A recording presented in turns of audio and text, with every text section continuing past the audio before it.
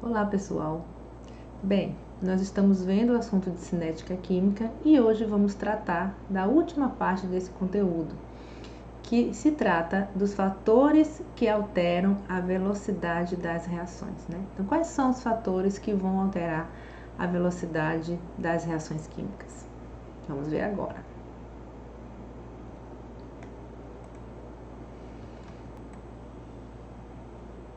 Bem, os fatores que alteram a velocidade de uma reação serão quaisquer fatores que puderem modificar o número de choques por unidade de tempo e a energia de ativação da reação. Então, a gente viu na última aula que para uma reação acontecer, os choques devem ser efetivos, né? Eles têm que ter orientação espacial favorável e ter a energia de ativação suficiente para poder formar o complexo ativado e, consequentemente, conseguir formar aqueles produtos, né, que seriam desejados. Então, os fatores que vão alterar a velocidade da reação, eles vão atuar exatamente nesses dois pontos, né? Primeiro, para aumentar o número de choques por unidade de tempo e segundo, para alterar a energia de ativação da reação, ok? Então, nós temos aí 4 fatores que alteram a velocidade da reação: a temperatura, a concentração dos reagentes, a superfície de contato e o catalisador. Bom, eu coloquei aqui, né, uma situação, né, para a gente criar uma analogia ao que acontece com as reações químicas, ok? Então aqui, ó, a gente tem um boxeador, vamos chamar esse boxeador de John, não sei porque esse nome, mas veio na minha cabeça. Então aqui nós temos o John, tá? E aqui nós temos um zumbi. A intenção é o quê? Provocar o contato entre o John e o zumbi para que o John consiga derrotar esse zumbi, tá? Então eles vão se movimentar, né, em linha reta e na diagonal até se chocar, ok? Então vamos ver, ó. Eles estão se movimentando, né, ainda não conseguiram se chocar, não houve nenhum tipo de colisão ainda. Então, continuam se movimentando. Ainda nada, né? Pronto, se chocaram. Então percebo que esse processo, né, esse contato aconteceu, né, mas demorou um pouco. Então a gente pode facilitar, promover meios para facilitar esse contato entre, nesse caso, o John, o boxeador, e o zumbi. E nas reações químicas a gente pode facilitar o contato entre as moléculas, ok? Então, primeira coisa que a gente vai estudar, né, fatores que alteram a velocidade da reação, aumentando a quantidade de choques, tá? Então, no primeiro caso, ó, vamos imaginar outra situação aqui, eles vão se movimentar mais rápido, tá? Então, eles se movimentando mais rápido, o choque vai ser mais rápido também. Então, olha só, agora está mais rápido, então entraram em contato, ok? Então foi mais rápido do que no caso anterior, tá? Então o primeiro fator que faz com que a velocidade da reação fique mais rápida, né, que a gente vai estudar, é a temperatura, ok? Então, se a gente aumenta a temperatura, aumenta o movimento das moléculas, né, o movimento fica mais rápido, então o choque e o contato também vai ser mais rápido. Eu peguei um exemplo, né? Eu coloquei o site até aqui embaixo, tá? Se vocês quiserem entrar para poder fazer simulações também, vocês podem entrar. Aqui nós temos essa reação acontecendo. A A, que é essa bolinha amarela, tá?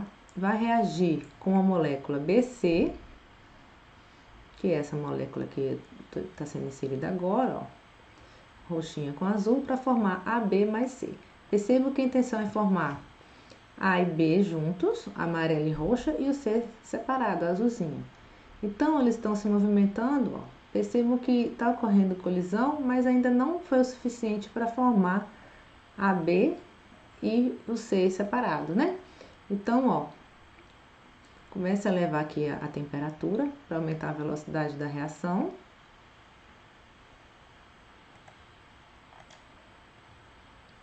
Perceba que ainda está tendo colisões, ó, e ainda não aconteceu ainda a reação, tá? As colisões estão ficando cada vez mais rápidas, ó. O movimento, né? A fim de acelerar esse processo, né? De acelerar a formação do AB e o C separado. Então percebam, ó. Aqui, pronto. Aconteceu a primeira reação aqui, ó. Tá vendo? Foi liberado o C, né? O átomo C e o A e B se formaram aqui, ok? Então, vou voltar aqui para vocês perceberem o momento exato onde aconteceu esse choque efetivo, tá bom? Deixa eu ver se eu consigo voltar aqui. Prestem atenção, tá? Esse é aqui, ó. Olha só. Perceberam? Então, aconteceu que a molécula BC, né? Ela colidiu aqui, ó. Né? Esse choque foi efetivo, né? Teve orientação espacial favorável e energia de ativação suficiente para poder formar a molécula AB, tá bom? Mas vejam que demorou um pouco, né? Aqui deu 1 minuto e 15 até essa colisão acontecer, né? E aí, se a gente aumentar ainda mais a velocidade, as colisões vão ser efetivas mais rapidamente. Já formou outras moléculas, tá vendo? Então, aumentando a temperatura, vai aumentar a velocidade, vai aumentar a quantidade de colisões, então a gente vai ter formação de produtos, né, mais rapidamente, ok?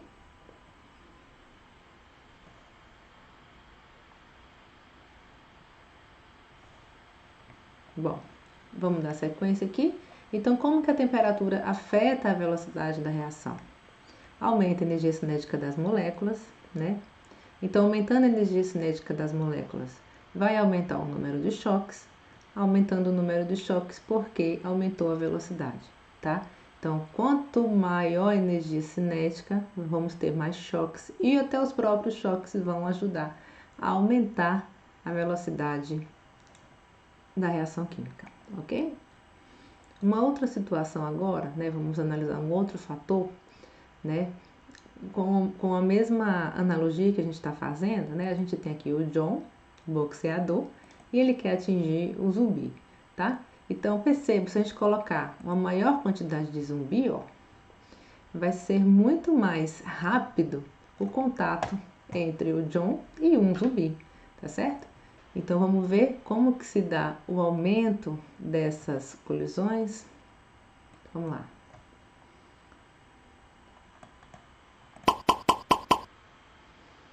Olha lá, perceba que ele já colidiu com vários zumbis, tá vendo? Foi muito mais rápido a colisão, porque a gente tem mais zumbi, esse daqui ainda nem parou agora de se movimentar, né? Então, isso mostra o efeito da concentração na velocidade da reação. Quanto mais moléculas tiverem presentes para reagir, mais rápida a reação vai acontecer, né? Vamos ter mais choques, mais colisões efetivas, então mais rapidamente os produtos serão formados, ok?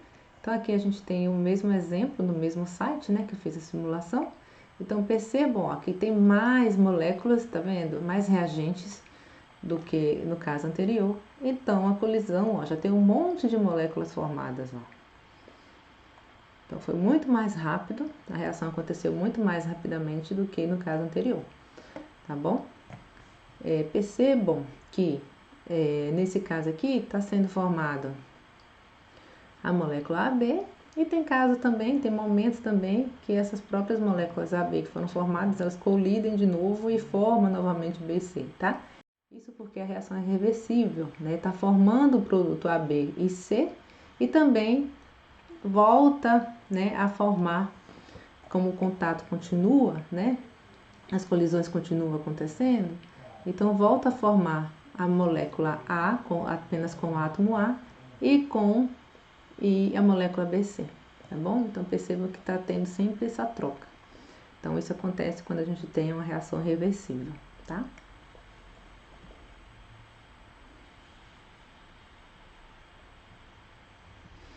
Então, como que a concentração afeta a velocidade da reação? Aumento do número de moléculas no mesmo volume, né? Então, no mesmo espaço ali, vão ter mais moléculas, então vai aumentar o número de choques. Se aumenta o número de choques, aumenta a velocidade da reação, ok? Vamos então analisar o próximo fator, né?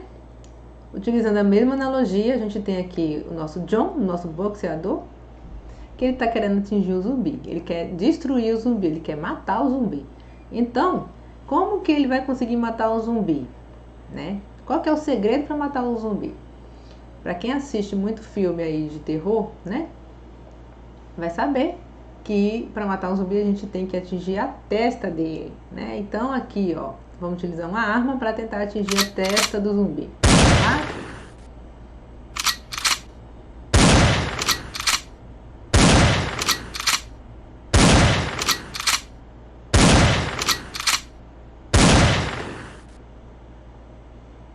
Pronto, conseguiu atingir a testa. Percebam que ele teve que dar vários tiros, né? Atingiu várias partes do corpo e depois de muito tempo que ele conseguiu atingir a testa, né? A gente pode perceber que o John é ruim de mira, né? Mas também a gente percebe que se tivesse maiores possibilidades de matar o zumbi atingindo outras partes do corpo, esse processo se daria mais rápido. Então agora a gente está analisando o que? A superfície de contato. Então quanto mais superfície de contato tiver, quanto mais possibilidade de contato, mais rápida vai ser a reação química, tá bom? Então, ó, aqui eu coloquei alguns exemplos que tem lá no livro de vocês, tá? Vocês podem até depois dar uma olhadinha lá, né? O primeiro exemplo mostra madeira sendo queimada. A madeira, ela está, né, primeiro aqui em toras de madeira. Aqui a gente tem a mesma madeira, só que em gravetos, tá? E aqui a gente tem a serragem, que seria uns pozinhos de madeira, tá? Então, em qual situação a combustão vai acontecer mais rapidamente? Naquela situação em que tem maior superfície de contato, que tem maior possibilidade de contato com a madeira. Então seria a serragem, né? Perceba que a tora de madeira ela é muito grande, então as partes da madeira que estão aqui dentro dela, dentro dessa tora, né, vai ser mais difícil atingir. Quando está em gravetos, fica mais fácil, fica mais rápido do que quando está em tora de madeira. Agora, quando essa mesma madeira está no formato de serragem, então essa queima vai ser muito mais rápida, porque tem um maior contato entre o fogo e a madeira, as superfícies da madeira, tá bom? Uma outra situação que a gente pode avaliar isso é quando a gente utiliza aqueles comprimidos, né, efervescentes. Quando a gente coloca um comprimido inteiro em contato com a água, né, ele vai começar a dissolver, tá? Então aí está acontecendo uma reação. Se a gente colocar o mesmo comprimido triturado também num copo de água, então essa reação vai acontecer muito mais rápido, porque o contato da água com a substância, né, vai ser maior, né, já que agora ela está em pedaços, tá bom? Então por isso que na segunda situação a reação química acontece mais rapidamente. Tudo bem? Então nós temos aí a análise da superfície de contato. Então como que a superfície de contato afeta a reação, a velocidade da reação? Aumenta o contato entre os reagentes, aumenta o número de choques e assim vai aumentar a velocidade, ok? Eu tenho uma maior quantidade, né, uma maior possibilidade de contato entre os reagentes, então isso vai provocar um maior número de choques, tá? E aumentar assim a velocidade da reação. Bem, então vamos para nosso último fator, né? Vamos analisar o nosso último fator, né, que altera a velocidade de uma reação, né? A gente vai tratar da presença de um catalisador. Vocês vão perceber que, diferentemente das situações anteriores, né? Nas situações anteriores, o que a gente estudou? Formas de aumentar os choques, né, entre as moléculas para poder aumentar a velocidade da reação. Agora, com o catalisador, vai ser diferente. O catalisador vai atuar na energia de ativação. Então, ele vai diminuir a energia de ativação para a reação acontecer, tá? Então tem aqui uma analogia, a mesma analogia, né, do John querendo destruir o zumbi, só que agora ele vai utilizar de uma arma mais potente, né? Vamos ver qual é a arma que ele vai utilizar. Eles estão se movimentando, né? Então eles vão colidir. No momento que eles vão colidir, ele vai ter um sabre de luz. Então aí ele vai conseguir atingir mais rapidamente o zumbi, destruir mais rapidamente. Vamos ver de novo? Então aí a gente pode criar uma analogia com o que acontece na reação química quando a gente coloca os reagentes na presença de um catalisador, tá bom? Então o catalisador ele vai atuar na reação química, acelerando a velocidade da reação, né? Mas agora diminuindo a energia de ativação, tá? Então vamos analisar, né, esse fator que é a presença de um catalisador numa reação química. Aqui tem um exemplo, né, que a intenção dessa reação é o quê? É a partir do H2O2 decompor essa molécula. Aqui a gente tem o H2O2, que é o peróxido de hidrogênio, ele vai ser decomposto em água e oxigênio, tá? Então, para isso, utilizou-se o Ki, que é o iodeto de potássio, né, como catalisador. Então, percebam que, primeiramente, formou-se o KIO e o H2O, né? E esse KIO vem cá e reage com o H2O2, formando o Ki novamente, né, que é o catalisador, H2O e oxigênio. Então, a reação que a gente quer seria a decomposição do H2O2 em H2O e oxigênio, tá? Então, o processo aconteceu, né? Foi mais rápido, a gente não tem informação aqui sobre a velocidade da reação, né? Mas a presença desse catalisador, Ki, né, acelerou o processo. A gente, né, como a gente está comparando, né? A gente imagina que acelerou o processo de decomposição, tá bom? E percebo que o catalisador participa sim da reação, só que ele entra e sai da mesma forma. Então entrou aqui o iodeto de potássio e vai sair também o iodeto de potássio, ok?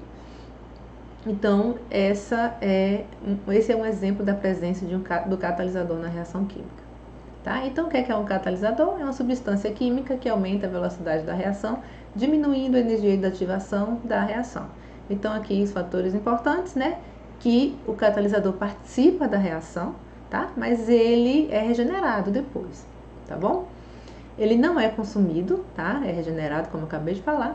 E nós temos aí um exemplo no nosso organismo que são as enzimas, né? Que são catalisadores biológicos naturais. Então, o nosso organismo precisa das enzimas, né? Para aumentar a velocidade do processo, né? Por exemplo, de respiração, de digestão, né? Sem as enzimas, esse processo seria muito mais demorado e provavelmente a vida não seria possível, né? Então, a gente precisa dessas enzimas como catalisadores para acelerar esses processos, né, que acontecem naturalmente no nosso corpo, tá bom? Daqui a gente tem o gráfico, né, de energia com o caminho da reação, pelo caminho da reação. Então, a gente tem aqui os reagentes e os produtos que foram formados, né? Inicialmente, se fosse acontecer a reação normalmente, como esperado, sem alterar a energia de ativação, então nós teríamos aqui o complexo ativado sendo formado com energia de ativação natural para formar esse complexo ativado, tá? E aqui a gente tem o ΔH da reação, mostrando que essa reação é uma reação endotérmica, né? Já que o ΔH é maior que zero, tá? Então, como é que o catalisador vai atuar? Ele vai formar um outro complexo ativado, né? Vai provocar a formação desse outro complexo ativado, que vai também formar os mesmos produtos, tá? Então, é dessa forma que ela atua, tá? Formando outro complexo ativado, né, diferente desse que a gente espera que aconteça naturalmente, tá? Então ela vai diminuir essa energia de ativação dessa forma, formando um outro complexo ativado e que a partir desse novo complexo ativado formem os mesmos produtos, tá bom? Percebam que aqui a gente tem a reação não catalisada, tem uma energia de ativação maior, e a reação catalisada com energia de ativação menor, tá? E outro detalhe é que o ΔH não sofre alteração.